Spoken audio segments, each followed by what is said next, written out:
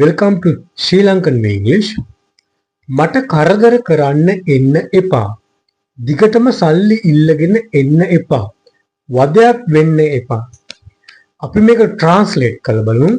මට කරදර කරන්න එන්න එපා. command එකක්. යන්න go යන්න එපා don't go. ඒතර කරදර කරන්න එන්න එපා. ක්‍රියාපද දෙකක් තියෙනවා. ඇවිල්ලා ඉඳ ගන්න. come and sit. ඉඳ ගන්න එන්න එපා. don't come and sit. අන්න ඒ වගේ වාක්‍යයක්.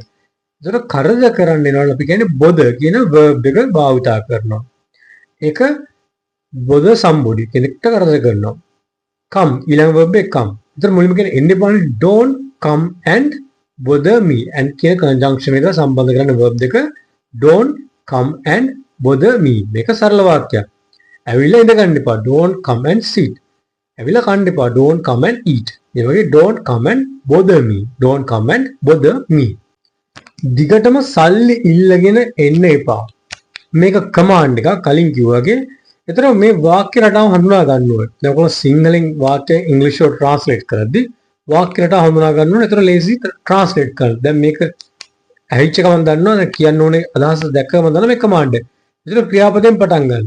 දැන් නෙගටිව් කමාන්ඩ් එකක් කියන don't වලින් පටන් ගන්න. don't go යන්න එපා. ඒතර දිගටම යමක් කරනකොට කියන keep කියන verb එකෙන් අපිට ඒක හදාගත හැකියි. keep දාලා verb ඊට තව verb එකක් add කරලා ing වෙන්න ඕනේ. keep going දිගටම යන්න keep talking. keep talk නෙමෙයි. verb එක ing form එකෙන් තියෙනවා. ඒතර සල්ලි ඉල්ලනවට කියන්නේ ask for. ask somebody for something. ඒක phrasal verb එකක් නෙමෙයි. ඒ verb එක ask කියන verb එකකින් හදන්නේ for කියන preposition එක අතින් දාලා. ඒතර සල්ලි කියන්නේ money. ඒක uncountable is දාන්න ඕනේ නැහැ. ඉස්සරහට ද දාන්න ඕනේ නැහැ. එතකොට දැන් මේක ප්‍රකාශනය ටිකක් ශක්තිමත් කරනවා අපි all the time කියන එක phrasal adverb එක දානවා adverb විතර adverb එක add දාන්න ඕනේ ඉස්සරහට adverb වලට preposition දාන්න වාක්‍යයෙන් එකතු කරන්න. ඒතර දිගටම කියන don't keep. ඒතර verb එක ask for නේ don't keep asking.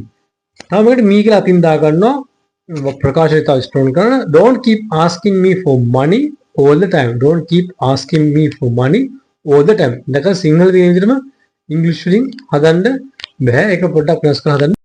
වදයක් වෙන්න එපා. මේකට වදයක් කියන්නේ වදකාරයෙක් කියන එක nuisance. nuisance කියන noun එක තියෙන එක countable noun එකක් එක්කෙනෙක්නේ. person කෙනෙක්ටත් කියත හැකි. a nuisance. ඒසොර මේකත් command එකක්. නමුත් මේ noun එකක් දාන්න බෑනේ verb එකක් නෑනේ. එතන be verb එකක් දාන්න බලා. be a good person. හොඳ මිනිස්සෙක් වෙන්න.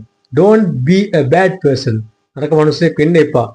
ඒතර මේ command එක don't be ඊට පස්සේ noun එකක් දාන්න. දැන් noun එකේ කොච්චරද දාන්න ඕනේ. ඒතර don't be a nuisance. don't be a nuisance. nuisance කියන එක පොඩ්ඩක් ඔක්ස්ෆර්ඩ් එකේ ගහලා තව ඉගෙන ගන්න තව උදාහරණ තියෙනවා.